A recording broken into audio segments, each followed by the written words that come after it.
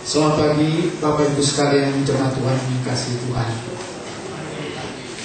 Apa kabar?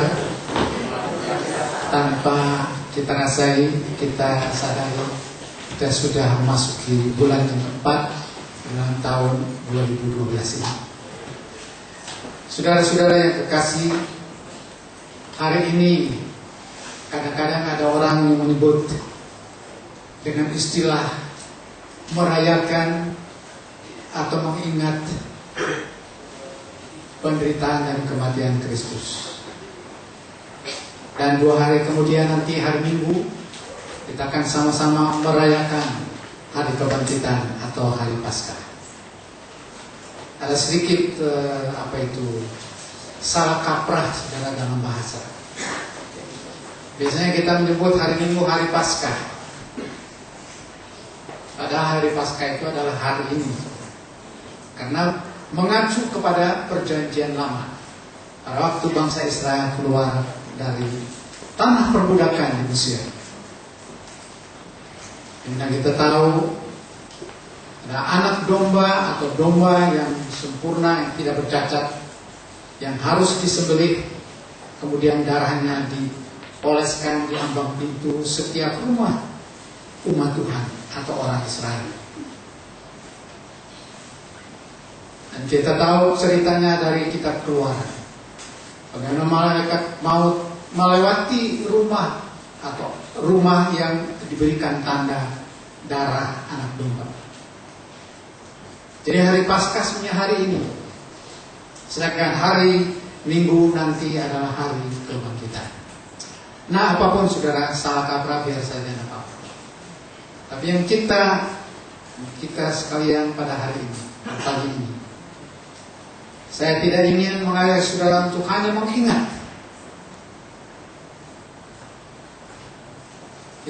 Saya tidak ingin kita hanya terenyuh di dalam hati pada waktu kita menyanyi lagu Via Dolorosa, lagu yang terakhir. Tapi saya ingin mengajak saudara dan saya untuk menelusuri, menapaktilasi perjalanan Kristus yang menjalani Via Dolorosa. Saudara, Via Dolorosa itu dari bahasa Latin yang berarti the way of suffering atau jalan penderitaan. Jadi sebenarnya Via Dolorosa bukanlah nama jalan di Yerusalem pada saat ini. Bagi setiap saudara yang mungkin pernah ke Israel dan ke Yerusalem, pasti akan mengikuti prosesi atau mengingat, menapaktilasi Via Dolorosa. Jadi ada satu jalan sekarang yang namanya Via Dolorosa. Tapi Via Dolorosa bukan hanya sekedar jalan. Via Dolorosa juga bukan sekedar judul lagu. Tapi Via Dolorosa adalah jalan penderitaan yang pernah dilangkahi, yang pernah dijalani oleh Kristus. Jadi Via Dolorosa ditujukan kepada Kristus. Dialah yang menjalani jalan penderitaan, yang dalam bahasa Latinnya adalah Via Dolorosa. Saudara-saudara yang kekasih, pada satu hari seorang guru sekolah minggu menceritakan tentang maha kuasanya Allah. Bahwa segala sesuatu Allah sanggup dan berkuasa untuk berbuat. Tidak satu pun yang mustahil. Dan setelah cerita kepada anak sekolah minggu yang kelas besar, ya kira-kira antar remaja. Kemudian sang guru mengulangi dan menekankan kembali bahwa Yesus Kristus, Allah yang Maha Kuasa, tidak satu pun yang dia tidak dapat berbuat.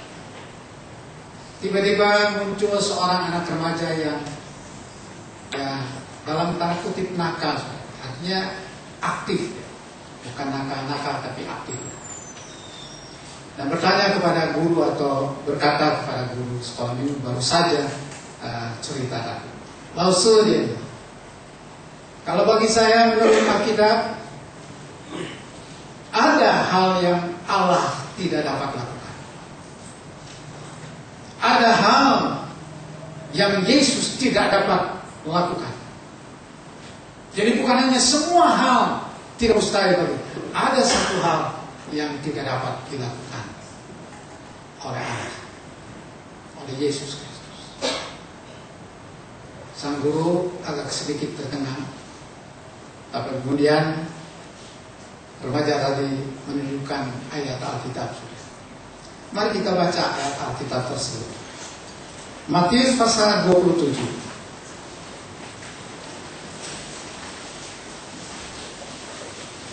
Injil Matius pasal 27.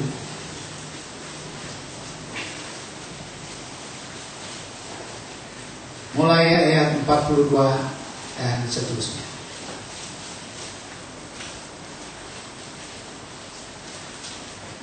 Dan sudah mendapatkan tempat. Matius pasal 27 ayat 42 dan seterusnya beberapa ayat.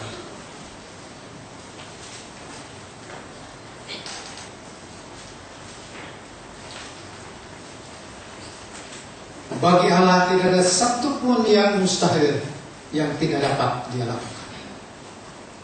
Bagi remaja tadi yang mungkin pernah atau sering membaca firman Tuhan, dia berkata, ada satu hal yang Allah Bapa dan Yesus Kristus tidak dapat lakukan. Dan ini diungkapkan juga saudara dalam satu ejekan sebenarnya dari para tua-tua orang Yahudi dan para ahli Taurat. Matius 27 ayat 42 dan seterusnya. Saya baca ayat 41. Demikian juga imam-imam kepala bersama-sama ahli-ahli Taurat dan tua-tua mengolok-olok dia, dan mereka berkata, orang lain ia selamatkan, tetapi dirinya sendiri tidak dapat ia selamatkan. Ia raja orang Israel, baiklah ia turun dari salib, dan kami akan percaya kepadanya. Saudara, ungkapan ini atau kata-kata ini memang disebutkan sebagai satu olok-olokan, satu ejekan. Kita tahu latar belakang kisahnya, mengapa para tua-tua orang Yahudi dan ahli Taurat demikian membenci kepada Kristus. Saudara, peristiwa Paskah atau tersembelihnya anak domba pada zaman Perjanjian Lama. Pada saat Perjanjian Baru disebut sebagai Jumat Agung, hari sengsara atau hari penderitaan serta kematian Kristus. Saudara, salib sebenarnya hanya merupakan akhir daripada jalan penderitaan.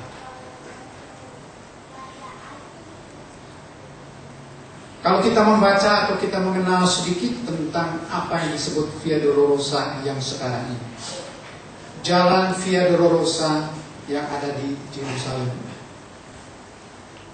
sebenarnya jarak antara yang dari awal, dari ujung ke ujung tidak jauh atau tidak panjang, hanya lebih kurang antara 500 sampai 600 meter saja. Itulah Via Dolorosa. Penyaliban Kristus di Bukit Golgota adalah merupakan akhir dari para perjalanan. Lalu kapan diawali? Kapan awal Via Dolorosa itu terjadi di dalam Alkitab? Saudara, kalau kita membaca Alkitab, awal daripada Via Dolorosa itu sebenarnya sudah terjadi pada waktu Yesus dilahirkan. Bukankah dia dilahirkan bukan tidak seperti manusia normal seperti Anda dan saya? Alkitab menyaksikan bagaimana dia dilahirkan, di mana dia dilahirkan. Lalu bagaimana sikap manusia pada waktu itu. Kita membaca di awal-awal Injil Matius maupun Lukas. Tidak ada tempat bagi dia. Memang secara faktual pada waktu itu kita tahu kejadiannya dan apa situasi kondisinya. Tetapi istilah atau kata-kata kalimat tiada tempat baginya. Juga bisa merupakan satu hal yang menjelaskan bagaimana manusia, sikap manusia sebenarnya. Juga merupakan satu awal atau apa itu istilah yang menggambarkan tentang Via Dolorosa. Kemudian kalau berlanjut, beberapa pasal di setiap Injil, Matius, Markus, Lukas, dan Yohanes. Beberapa pasal terakhir dari Injil-Injil tersebut berbicara secara faktual, secara kejadian yang sungguh, yaitu Via Dolorosa. Jalan penderitaan yang harus dijalani oleh Kristus pada waktu itu.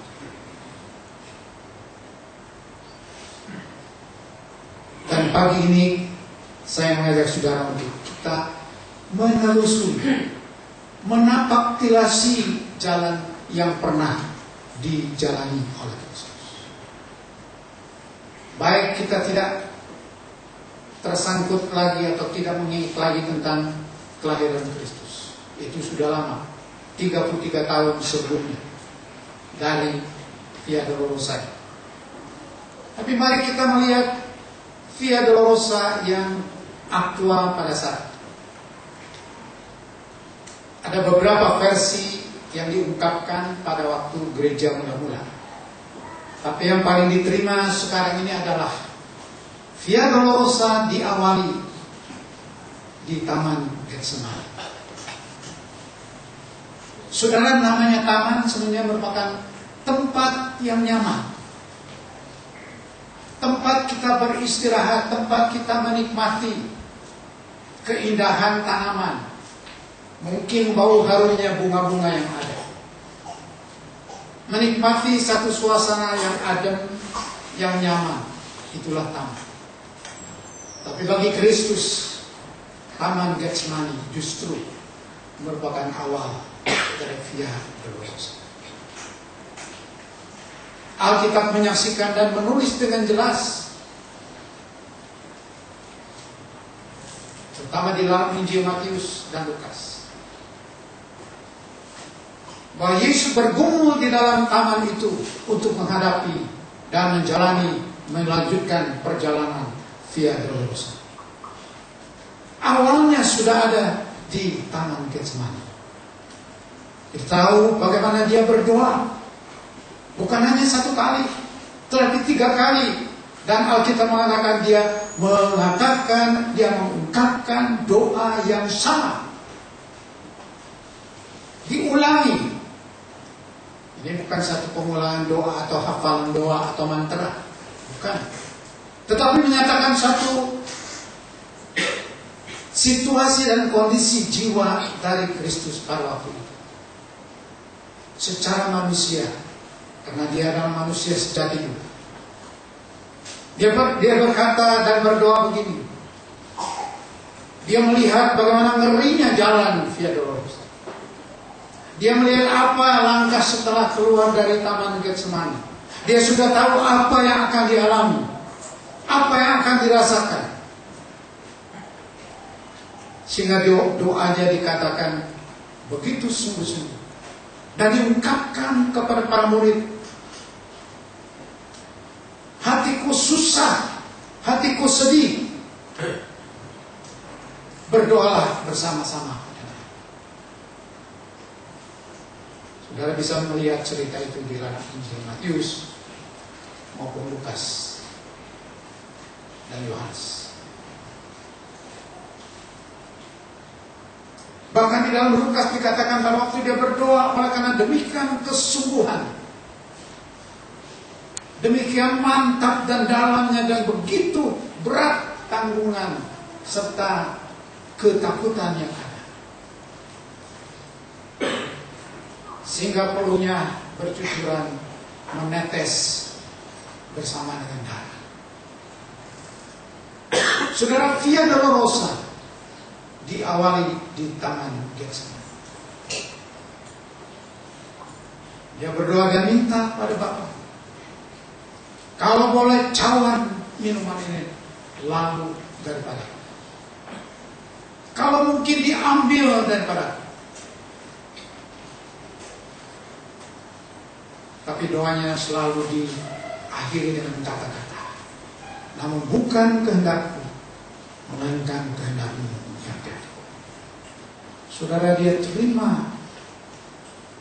Sekalipun di dalam pengetahuannya, setelah keluar dari Taman Getsemani, kita tahu di dalam cerita diseret, didera, dan dihina, diejek, serta dipukuli. Banyak perkara yang dialami pada saat itu. Jadi bukan hanya perasaan yang takut, tetapi secara fisik pun dia mengalami penderitaan yang luar biasa. Saudara pernah mungkin menyaksikan film The Passion of Christ. Satu gambaran Via Dolorosa, penderitaan Kristus yang ditayangkan dan dibuat sebagai film. Mengerikan. Pertama pada waktu Kristus memikul salibnya. Ada satu bagian dari jalan atau dari Via Dolorosa ini, satu jalan yang sempit lalu naik.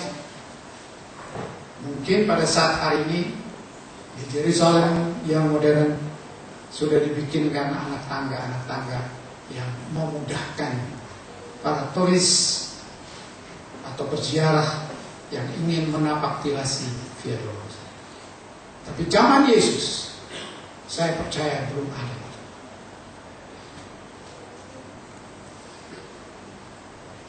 Tapi kita bisa bayangkan bagaimana Kristus dengan salib yang berat, kasar. Dia memikul dengan tubuh yang lemah, tubuh yang sudah didera. Mungkin bisa dikatakan setengah mati. Semalaman dia tidak makan, hanya setelah makan malam ya, perjamuan bersama dengan murid-murid. Setelah itu sekian lama, sekian jam dia mengalami ejekan, pukulan,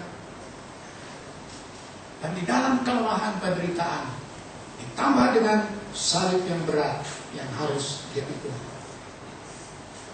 Saudara, Via Dolorosa menggambarkan penderitaan Kristus yang luar biasa. Kalau kita mengingat peristiwa di dalam Alkitab, seminggu sebelum, atau katakanlah minggu lalu, dirayakan sebagai Minggu Palma, Minggu Kemenangan, di mana Yesus dengan naik keledai yang masih muda memasuki kota Yerusalem. Dan saudara tahu apa yang dilakukan oleh penduduk Yerusalem. Mereka menyambut dengan meriah, menyambut dengan penuh pengharapan, pujian, Hosana, Hosana. Terpujilah dia yang datang dengan nama. Satu ungkapan kekaguman. Saudara, Minggu Kemenangan tersebut seolah-olah sekarang berbalik dari pujian dan sanjungan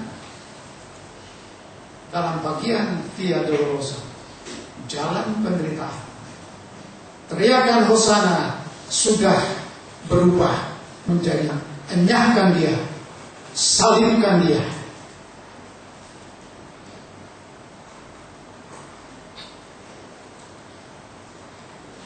Saudara nyamannya naik keledai dan disambut dengan meriah dan sukacita, berubah menjadi cambukan, deraan, ulai, bahkan diludahi. Tapi belum berakhir, saudara. Puncak daripada Via Dolorosa adalah salib yang berat yang harus dipikul oleh Kristus. Dengan tubuh yang lemah, yang sudah ada tidak tenaga lagi, dia harus memikul salib yang berat dengan jalan yang mendaki. Saudara bisa bayangkan, inilah penderitaan, inilah Via Dolorosa. Dan sekali lagi saya ingin katakan bahwa Via Dolorosa bukan hanya sekedar nama jalan di Yerusalem pada saat sekarang. Via Dolorosa bukan hanya sebagai judul lagu yang kita lakukan, mungkin juga dengan perasaan yang terbawa, terhanyut. Bahkan Via Dolorosa bukanlah judul daripada satu puisi yang mengharukan, tapi Via Dolorosa adalah bagian kehidupan dan karya pelayanan Allah kepada kita.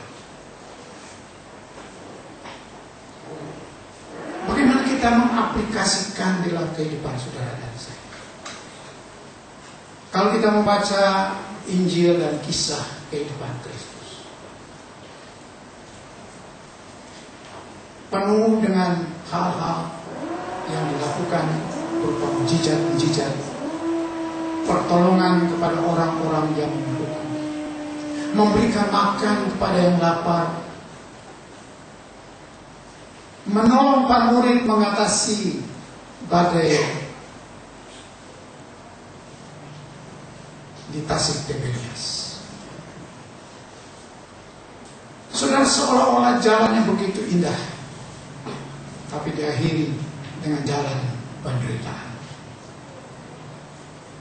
Sebenarnya saudara, kalau kita aplikasikan juga kepada kehidupan kita, perjalanan dan pengalaman rohani saudara dan saya sebagai orang yang telah menerima panggilan Kristus untuk menjadi pengikutnya. Ada sementara gereja yang mengajarkan agak sedikit keliru, walaupun tidak keliru sama sekali, karena ada di dalam Alkitab. Sementara gereja yang mengajarkan kepada umat, kepada jemaatnya, bahwa mengikut Yesus adalah mengikut seorang yang pasti akan menolong. Orang Kristen akan makmur, orang Kristen akan mengalami pertolongan Tuhan. Ada yang ekstrim lagi, tidak akan pernah sakit. Tapi kenyataannya orang Kristen juga pernah mengalami kesakitan, mengalami kekurangan. Jadi saya melihat saudara, dan saya mengajak saudara merenungkan kehidupan Kristiani kita, seolah-olah kita seperti kereta api berjalan di atas sepasang rel. Anugerah keselamatan, janji Tuhan penyertaannya, pertolongan dan kasih, pemeliharaan. Itu rel yang satu. Tapi jangan lupa bahwa kita juga perlu berdiri di atas rel yang kedua. Jadi antara jalan anugerah, jalan berkat, dengan jalan atau Via Dolorosa, itu pasti sepasang rel. Seolah-olah seperti koin logam yang mempunyai dua sisi.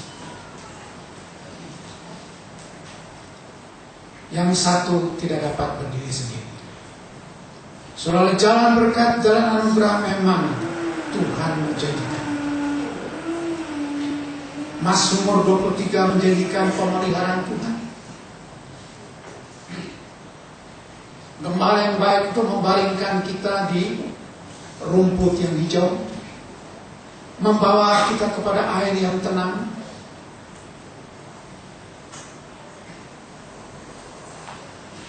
Dan janji pemeliharaan perlindungan Tuhan yang luar biasa. Dan pasti kita pernah mengalami. Tapi bukankah dalam kehidupan ini kita juga menjumpai Via Dolorosa? Karena firman Tuhan di dalam Lukas pasal yang ke-9. Lukas pasal 9.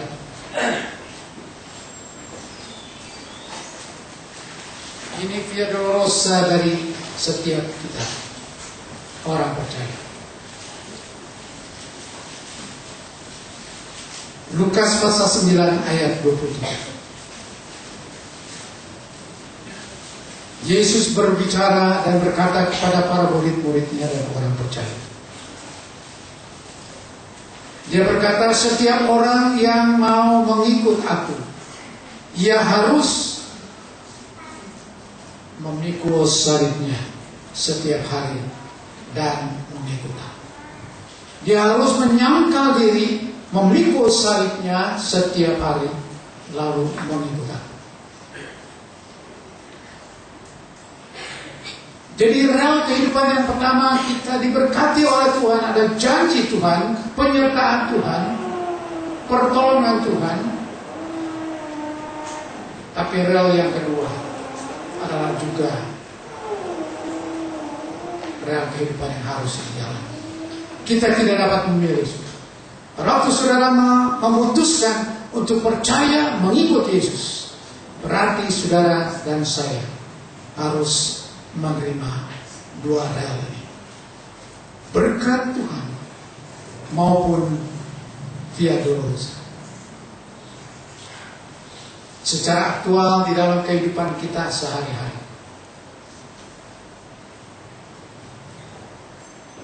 mungkin seorang yang bekerja di satu lingkungan yang tidak terlalu akrab dengan Kristen, atau katakanlah bekerja di lingkungan pemerintahan. Seorang Kristen atau seorang Kristiani ada pengharapan pada waktu dia masuk bekerja, dia mengabdi. Pengharapan ada naiknya tingkat, mendapatkan promosi dan lain sebagainya. Tapi tidak jarang terjadi bagi orang yang percaya Kristus, pengangkatan dan promosi itu seolah-olah dilupakan, atau paling tidak ditunda sedemikian lama sampai akhirnya pensiun. Itulah Via Dolorosa bagi kita. Juga di lingkungan pekerjaan, di kantor,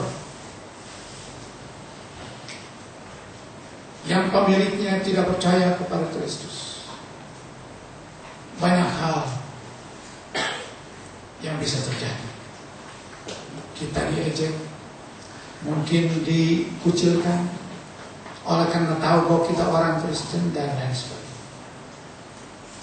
Saudara, ada seorang teman saya, majelis gereja GKI yang dulu saya layani. Anaknya sekolah di London dan tinggal di satu apartemen yang bersama-sama dengan teman-teman yang lain yang berasal bukan dari Indonesia. Saudara, teman-teman yang lain sudah begitu terpengaruh oleh kehidupan di London, pergaulan yang bebas, tiap malam bisa keluar ke pub dan lain sebagainya. Dan anak ini, anak dari majelis gereja teman saya, merasa begitu susah karena setiap kali diajak dia menolak, karena tahu akan apa yang dilakukan di pub dan di tempat-tempat kafe-kafe yang modern di London. Pergaulan bebas, bahkan kadang-kadang juga seks bebas. Dan sebagai anak Tuhan dia betul-betul bertahan dengan konsekuensi dan akibatnya. Dia disisihkan. Sehingga kalau orang-orang teman-temannya pergi keluar, Pertama-tama dia diajak, yang kedua ini bukan diajak. Seterusnya tidak pernah diajak, bahkan dicemooh, dicibiri, bibir, diolok-olok. Nah, dia kalau jalan-jalan sendiri, pergi sendiri, seolah tidak ada orang yang mau menemani, karena dia adalah anak Tuhan. Saudara, via dolorosa di dalam kehidupan saudara harus mau tidak mau kita alami. Baik jalan anugerah berkat Allah waktu kita menerima Kristus, maupun via dolorosa jalan penderitaan seperti apa yang disebutkan oleh Kristus. Bahwa setiap orang yang mengikut aku harus mendangkal diri, memikul salib setiap hari. Saudara, kedua hal ini harus diresponi dengan iman. Dengan iman. Iman yang pertama, karena iman itu ada jenisnya dua macam. Ada iman yang disebut delivering faith, iman yang melepaskan, iman yang penuh janji-janji pertolongan. Misalnya seorang yang pengusaha atau pedagang berdoa kepada Tuhan sebagai orang kaya, minta supaya Tuhan berkati usaha. Lalu Tuhan berkati. Doanya dijawab oleh Tuhan. Ini namanya iman delivering. Iman yang melepaskan. Delivering faith. Tapi ada satu jenis iman lagi, yaitu dinamakan sustaining faith. Iman yang bertahan. Dan iman yang bertahan ini berguna atau untuk melaksanakan, mengatasi via dolorosa. Apakah pada saat kita menjalani jalan penderitaan, iman percaya kita, penyerahan kita kepada Tuhan masih tetap? Kalau masih tetap, inilah iman yang bertahan. Jadi ada dua jenis, saudara, iman. Iman yang disebutkan delivering faith, iman yang melepaskan Anda dari masalah, melepaskan Anda dari satu kerinduan, lalu Tuhan jawab, itulah delivering faith. Tapi via dolorosa harus dialami, dan kita diperlengkapi oleh Tuhan dengan sustaining faith, iman yang bertahan. Jadi jangan kita lupa bahwa kehidupan Kristiani itu hanya berjalan di atas satu rel, di mana kita diberkati oleh Tuhan, penuh sukacita, damai sejahtera, dan lain sebagainya. Tapi seringkali itu juga harus diiringi dengan jalan penderitaan. Sama seperti Kristus, dia bertahan sampai akhir. Demikian juga saudara dan saya. Matius pasal 24 ayat yang ke-13 mengatakan, barang siapa yang bertahan sampai akhir, barang siapa yang mempunyai iman yang bertahan, sustaining faith ini, dialah yang diselamatkan.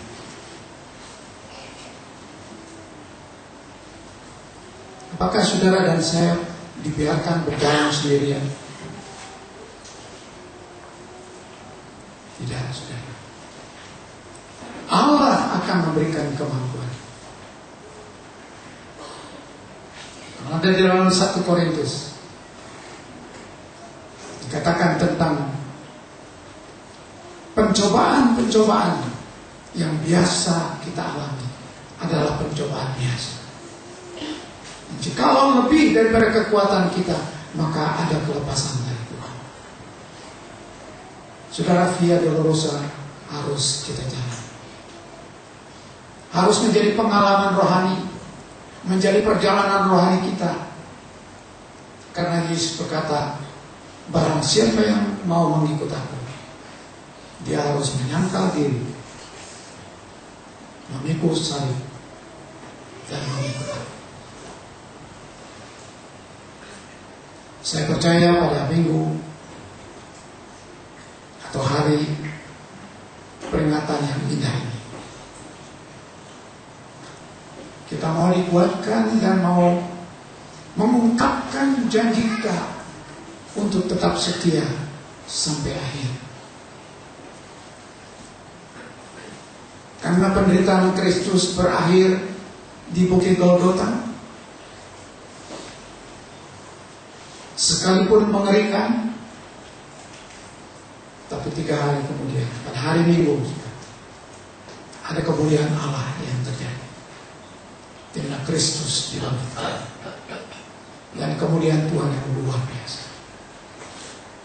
Dan firman Tuhan Paulus menyatakan kepada kita, kalau kita menjadi serupa dengan dia, bukan hanya di dalam penderitaannya, melainkan juga di dalam kemuliaan. Dan inilah yang membuat kita kuat dan harus menjadi kuat.